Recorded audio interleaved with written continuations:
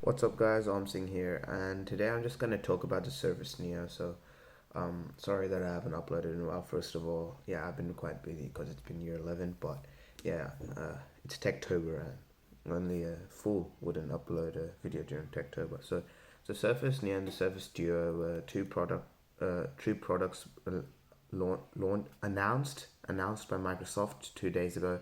So they're coming out next Christmas. So December 15th in 2020. And they're basically foldable devices with a hinge. And while you might think this is not a great concept, it's actually pretty nice because considering the recent failures of the Huawei Mate X and the shortcomings that they provide, considering that the screen can break in the case of the Galaxy Fold, and the Huawei Mate X's screen will easily scratch since it's plastic on the outside. Well, this option seems to be very nice. So basically, the Microsoft Surface Duo and the Surface Neo are two foldable devices. I'm just going to talk about the Surface Duo here today. And the Surface Duo is an Android phone, so you can download all your games, all your normal apps, and it's got two 5.5-inch screens.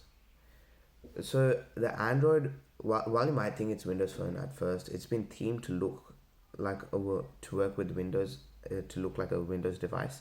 So that's one great addition. One of the great things about this phone is that you can use like one screen as a gamepad or one screen as a typing thing and the other screen as like your game as the actual game or yeah. So the problem with this thing is that like well there isn't really any apart from the fact that if you're trying to use it as a tablet it won't flow, but the hinge is really small compared to like other products such as the ZT Axon M and the LG G8, the folding screen attachment you can add to it. In this case, the hinge is very small, so it kind of flows the content if you're using it as one big tablet, the Surface Duo. The Surface Duo, well, we don't know about the price, but it could launch at $1,500. I don't think it'll launch at more than that. But there are a couple of shortcomings with this device.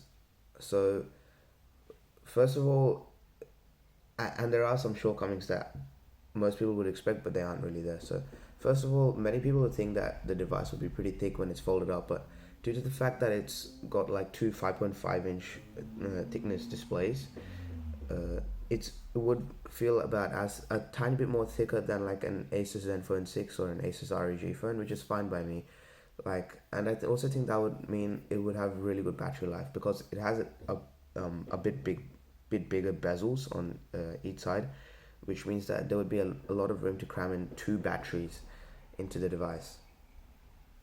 Also, the Surface Duo will be all glass everywhere, but the inside glass will be protected, meaning that while it's glass, it won't scratch out that much, but because it's protected, the chances of the display scratching at all is like very minimal.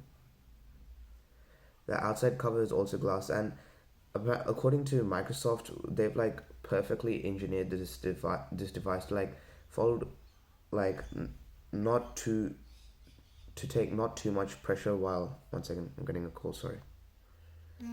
So yeah, according to Microsoft, it's been perfectly engineered so that the device will not fold with too much force. Like it will fold with too much force, but you don't have to apply too much force, and it's not like you can just do that and the screen will open and close.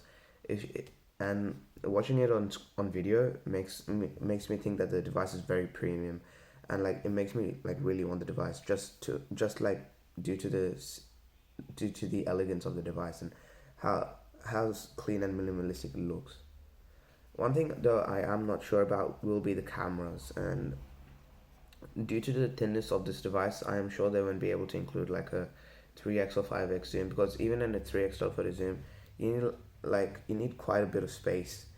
Like they might be able to include a 5x, but I'm not sure about how they will go about doing their cameras because Microsoft, well, with Nokia phones, they used to make really good cameras, and if they do if they do make a camera of that quality relative to today's standards, well, that would be amazing. However, they haven't really made a good camera on a phone, because they haven't really made any phones for like 4 or 5 years now, and I don't really think that they'll be able to catch up to the Huawei's or the Googles of the world due to Google's computational photography, or Huawei is just excellent hardware in their partnership with Leica, and considering that the Surface Duo will look like this in December 2020, and the product that we're seeing today doesn't have any cameras on the outside, well, that could be a major problem, because on the inside there is a selfie camera, but that's only one camera. So yeah, I am pretty concerned about that.